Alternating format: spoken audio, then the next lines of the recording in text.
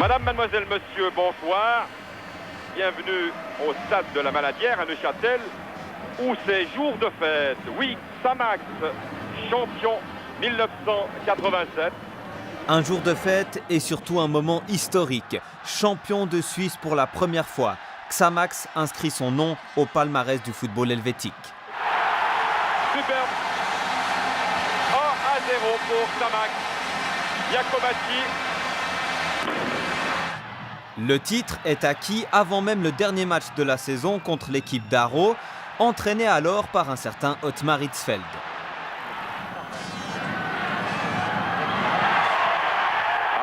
Penalty. Oui. Alors 2-1 pour Neuchâtel-Xamax. Neuchâtel-Xamax gagne son dernier match à la Maladière devant plus de 20 000 spectateurs. Neuchâtel-Xamax remporte une 12e victoire ici à la Maladière cette saison, où il n'a pas été battu. C'est une grande saison qui se termine pour Neuchâtel-Xamax. L'équipe des deux Gilbert, l'entraîneur Grèce, le président Facchinetti. Je crois que d'abord on a eu un président qui était fait pour être champion, un bon président.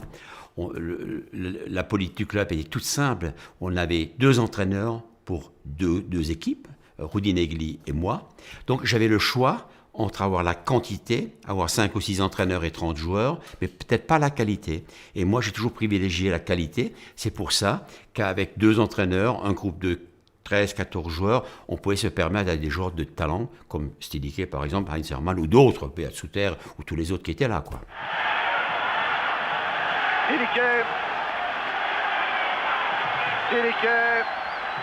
Un an plus tard, en 1988, Neuchâtel-Xamax conserve sa couronne grâce à sa victoire lors du dernier match de la saison face au FC Saint-Gall.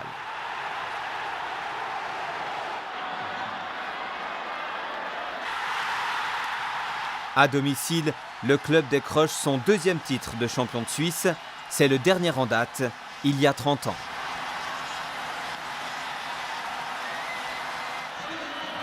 Ce sont les dernières secondes du match. Il y a des spectateurs qui se jettent par-dessus les barrières. Une fin de match complètement folle ici à la Maladière. Et voilà, c'est terminé. Neuchâtel-Xamax bat Saint-Gall par 2-0.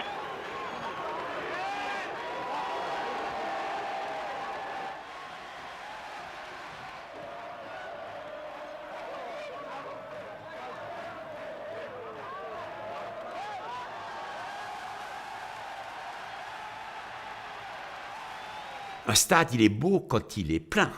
Et quand il est plein, on peut pas mal jouer, quoi. Et ça nous est souvent arrivé. Avec l'aide du public, on a réussi des exploits, c'est vrai. Vas-y, Philippe! Le stade de la Maladière, avec ses tribunes supplémentaires montées à l'occasion des grands matchs européens.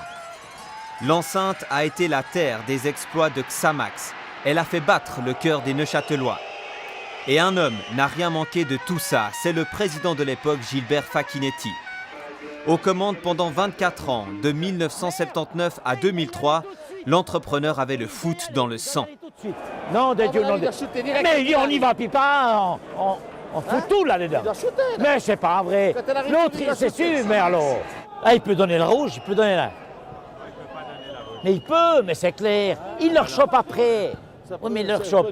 Ben, je pense que si j'ai du plaisir à venir depuis 20 ans à la Maladière, c'est largement à lui que je le dois et que tous les spectateurs le doivent, tant il a donné de sa personne et qu'il a donné de son patrimoine.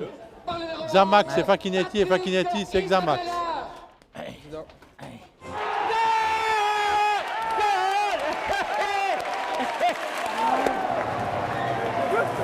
Ouais, ouais. Comment il est, grand-papa, quand il regarde un match? Il ne se préoccupe que sur le match, rien d'autre. T'arrives pas à discuter avec lui pendant un match? Presque pas. De toute façon, mais on se reprend vite. On s'éclate aussi de temps en temps. Neuchâtel Xamax, qu'est-ce que ça représente pour vous? Je Je pense que c'est un état d'esprit qui vient depuis les ancêtres. Que ça soit mon grand-père qui était de souche italienne, eh bien, même s'il était à la frontière de Suisse, c'était sa vie. Il y avait 8 enfants, 6 garçons et 2 filles. Tous ont joué au ballon. Et puis ça s'est répercuté. Et puis dans les générations ont essayé de suivre. Et puis on espère continuer de suivre tant qu'il sera possible de suivre. Et pour ça, il faut surtout avoir la santé.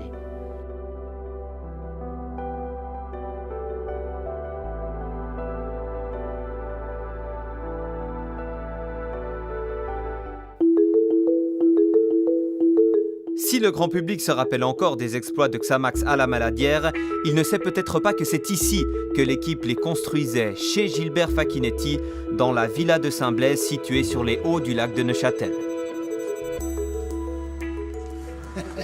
Salut Pierre, ça va? Comment vas-tu? Bien et toi? Va bien?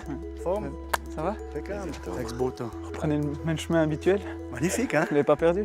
Non, on n'a pas perdu. Les steaks sont prêts, ben. Ça c'est là. Alors, quand des anciens joueurs y reviennent, accueillis par le petit-fils de l'emblématique président, l'émotion est grande. Ça fait un moment que je ne suis plus venu.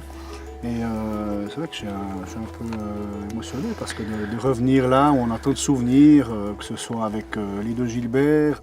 Quand on arrive ici, on pense à beaucoup de choses. C'est là qu'on préparait les matchs, qu'on avait notre théorie d'avant-match lorsqu'on jouait juste ici en dessous à Neuchâtel. On mangeait aussi le jour du match ici, c'était tout un rituel. Pierre Thévenat, c'est un garçon qui pouvait jouer à n'importe quelle place, qui est toujours présent, toujours positif dans tout ce qu'il faisait. Donc c'était vraiment un pion important au sein du groupe. Et moi j'ai eu la chance de jouer avec des joueurs comme Joe qui était en équipe d'abord au début, c'était Karl Engel, quand tu jouais Karl Engel dans les goals. C'était gardien d'équipe suisse. Magnifique, tu vois. Après plus tard, lui, gardien d'équipe suisse aussi, Stilicke. Stilicke jouait libéraux, moi j'étais stoppeur. J'ai dit, tu risquais? Si on te passe, il y a encore l'allemand à passer. Hein.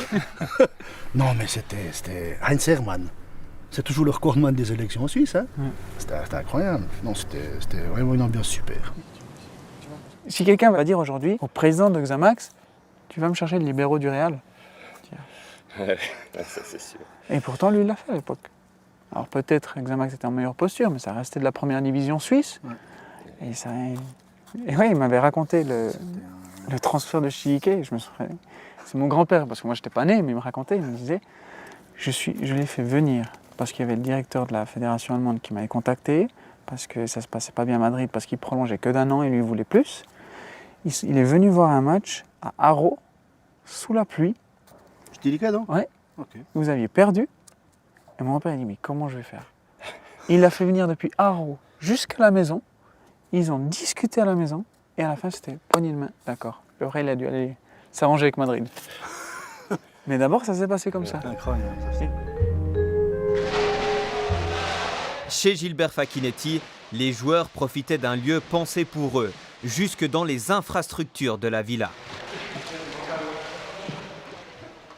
À leur disposition, piscine et sauna pour se ressourcer, sans oublier l'espace dédié aux soins pour les blessés.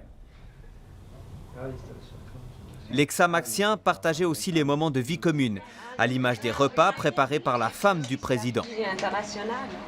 N'avez-vous pas l'impression que le football tient une place trop importante dans la vie de votre mari?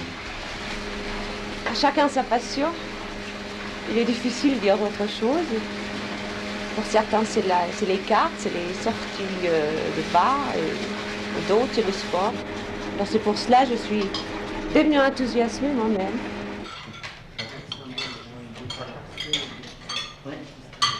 Ce qui compte, c'est que je puisse compter sur vous. Un petit résultat, mais simplement un but de plus, ça nous suffit. Et là, c'est vrai qu'on était accueillis comme les enfants de Xamax. Et pour ça, c'était unique. Je pense que j'ai fait quelques mois à Zurich, c'était différent de toute façon. À Strasbourg, c'est autre chose. C'est de toute façon pas cet esprit familial qui a prévalu et qui a fait la grande force de Xamax. En plus, après d'avoir des bons joueurs aussi, mais cet esprit, cette force, elle venait d'ici. Joël, Il m'a été recommandé, il jouait à Don Didier, et je me rappellerai toujours le premier entraînement, on avait un petit match, 7 contre 7, 8 contre 8. Il était époustouflant dans les buts, incroyable. J'ai eu de la chance d'avoir beaucoup de gardiens internationaux de ma carrière, mais je crois qu'effectivement le plus doué, c'était lui.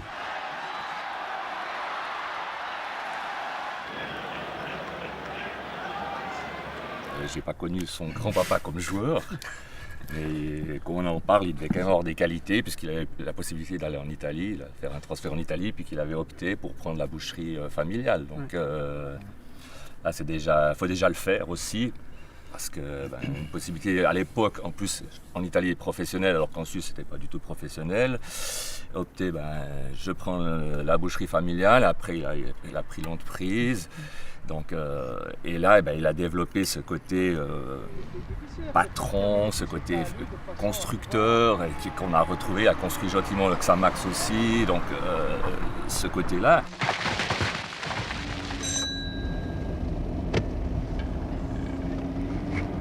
Facchinetti. Oui. Si on avait un problème ou n'importe, on peut aller discuter avec, il trouvait toujours une solution pour arranger, pour dépanner, pour nous aider, pour que nous, on ait finalement à penser à taper dans le ballon. Il faisait tout pour qu'on soit vraiment professionnel, penser à défendre les couleurs des rouges et noirs. Côté plus qu'un souci, c'est le foot. Le reste, c'est secondaire, c'est lui qui s'en occupait. C'est sa marque de fabrique, à Gilbert. Plus qu'un soutien, Gilbert Facchinetti a même parfois hébergé des joueurs. Par exemple, le plus capé de l'histoire du club, Philippe Perret, et ses 539 matchs de Ligue nationale avec Xamax. Gaël, comment ça va? Bonjour. Vas-y. Merci. Comme si vous connaissez. Alors moi j'ai vécu 2 ans ici quasiment, ouais. Quand je venais de la Seine, là, tout près de la Chaux-de-Fonds, pour mes parents, c'était pas évident que je parte comme ça à 16 ans et demi. Ils ne me voyaient pas partir à Neuchâtel, n'ayant pas fini l'apprentissage. Et puis, à nouveau, quand il a su ça, Gilbert a tout de suite dit à mes parents, mais pas de problème, moi, que j'ai un enfant de plus à la maison. Il y a un enfant de plus, ça ne me pose pas de problème. Il habiterait chez nous dans la famille, il fera partie comme les autres enfants de notre famille. Et puis, j'ai eu ma chambre ici. L'anecdote, après le premier jour que j'étais là, le soir, ils ont dû me chercher pour souper, parce que j'étais en bas dans ma chambre, là, j'attendais. C'est une des filles qui est venue, qui a toqué en disant « Mais donc, on t'attend, on va pas chaque fois venir te chercher pour souper. » Donc, à partir de ce jour-là, j'étais vraiment parti, on va dire, de la famille. Quoi, la famille. Ça, c'était Tania qui était venue. Ouais. Étonnant. Ouais. Philippe Perret, c'est Xamax, quoi. C'est un garçon qui a fait toute sa carrière, pratiquement à Xamax. C'était un peu mon bras droit, ma main droite, si vous voulez. On peut dire, c'est Monsieur Xamax, quoi. Attention à Perret. Perret, tir de Perret, premier tir de Perret, goal en 2 fois.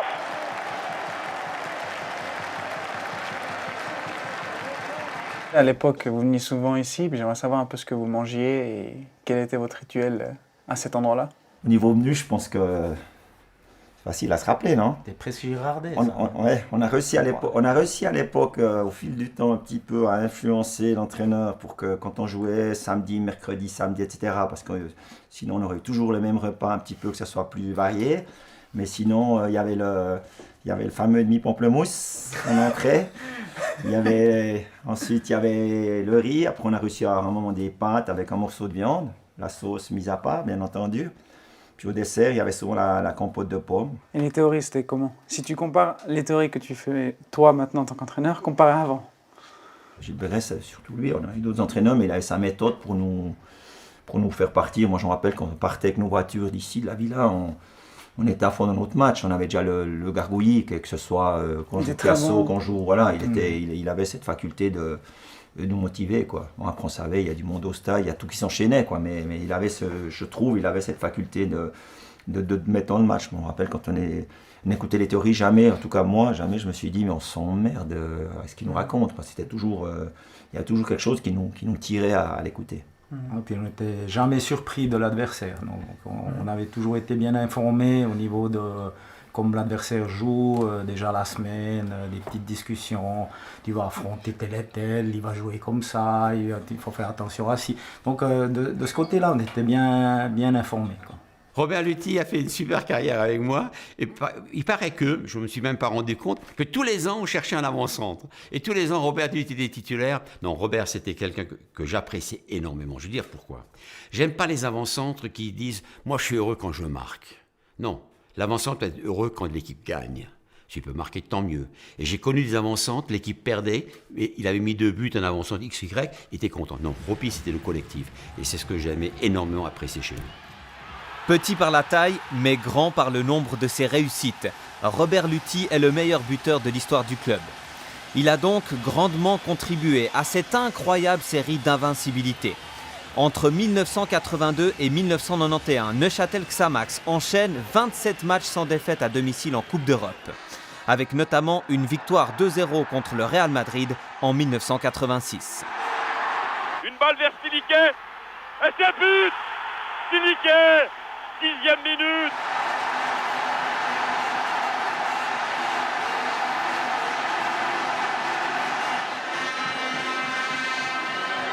Hors-jeu de Iacobacci. Non, le but est validé. Eh bien, Neuchâtel Xamax marque le 2e but, 2-0. Un très beau but de volée par Iacobacci. Dans les mémoires également, le succès 2-1 contre le Bayern Munich en 1987, avec un but de Robert Luthi.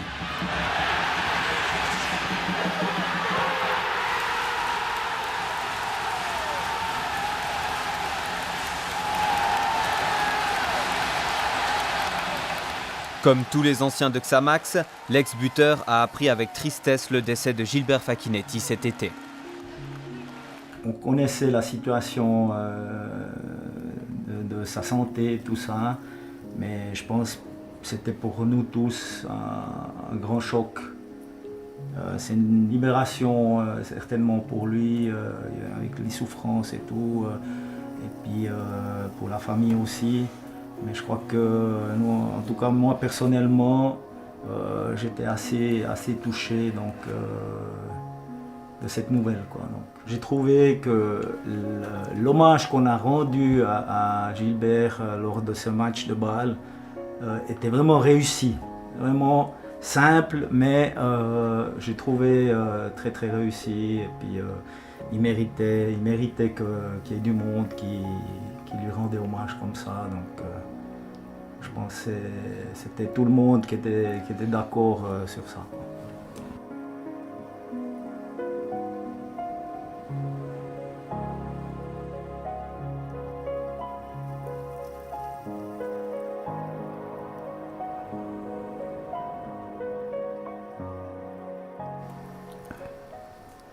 C'est un petit peu difficile d'en parler. C'est encore pour moi des choses qui sont très fraîches et c'est pour moi, il vivra toujours à l'intérieur de moi. C'est ça que j'ai envie de garder, puis j'ai surtout envie de le rendre fier depuis là où il est. Quand il s'est passé ce qui s'est passé, le lendemain j'ai voulu directement faire un match avec mon équipe. Je sais qu'il aurait pensé la même chose de devoir le faire. Et ça, c'était aussi un peu pour lui, enfin pour vous, la meilleure manière de... Les deux. J'irai à la fois pour lui, mais aussi pour moi-même. Parce que j'ai fonctionné ainsi quand j'ai perdu ma maman, parce que je sais ce que c'est. J'ai déjà vécu certaines choses dans ma vie, mais c'était surtout une manière d'aller de l'avant et surtout de continuer à se battre en l'honneur de cette personne.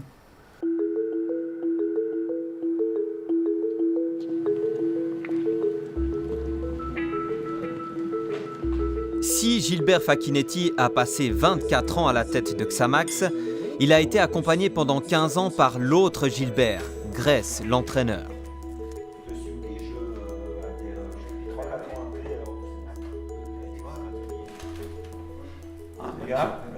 Ils ont pris les meilleurs. C'est qui vous a sélectionné là? On peut le féliciter alors. Merci, s'il vous plaît.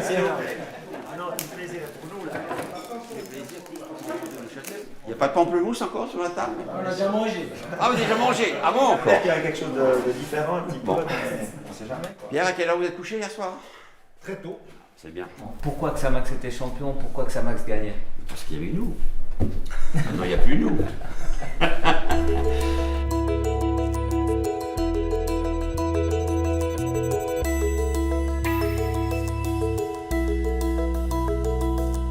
l'époque, les meilleurs joueurs suisses ne jouaient pas en Angleterre, en Allemagne. Ils jouaient à Xamax, quoi, les meilleurs. On pouvait les garder en Suisse encore. Alors que maintenant, c'est pratiquement impossible, quoi. Et puis, vous savez, dans un club, l'homme le plus important, c'est pas les joueurs, c'est pas l'entraîneur, c'est le président. Et quand on voit les présidents qui ont succédé à Gilbert Facchinetti, ça a été difficile d'être champion suisse, quoi. Après encore, sans casser le truc là. Ça vous empêche de dormir. On va faire des envieux là. Merci. C'est bien beau d'avoir un bon entraîneur. Et il y a ma grand-mère, il y avait le grand-père qui passait, après il y avait la sœur de la grand-mère, il y avait tout du monde. Le pire truc, je pense, je ne sais pas si tout le monde est d'accord, à manger, le pire truc qu'il y a eu à manger, pour moi, que j'ai retenu, le riolet. Il n'y a personne qui aimait. Les petits trucs. Et vous prenez 4 assiettes. Non, on avait des fois après le match. Pierre, mangez pas le... Non, moi j'ai assez mangé. On connaît toujours 2 ou 3. Il aimait bien, hein. Il aimait bien ça. Mais moi, déjà petit à la maison, j'aimais pas. Franchement, quand il y avait ça, là... Juste avant de la Galatasaray. Bon, là, on s'est roulé dans la farine, c'est incroyable. Ah bah oui, mais vous avez tactiquement... Mais Vous avez mal joué, là. Ouais. Elle vous a dit quoi, votre femme? Non, mais attendez. Contre Sportoul 4-4, hein, Sportoul. Ouais. Là, tactiquement, j'ai mieux joué, quoi. 2 pénaltys en 2 minutes. Roby, combien d'attaquants t'as on a engagé pendant que vous étiez là? T'as marqué plus de buts que Ronaldo à Real. La préparation, moi j'étais toujours en repos, toi. Je jouais qu'une mi-temps, hein, toujours la deuxième mi-temps. Après, préparation. Après, la semaine avant le début du championnat, j'étais convoqué au bureau. Roby, vous commencez le match, hein, parce que ça ne va pas avec lui. Les membres de la famille xamaxienne ont tellement de souvenirs à partager grâce à Gilbert Facchinetti. Le patriarche est à jamais gravé dans l'histoire et dans leur cœur. Vous savez, j'ai passé 15 ans avec lui. C'était un remarquable footballeur. Et on n'a jamais parlé tactique.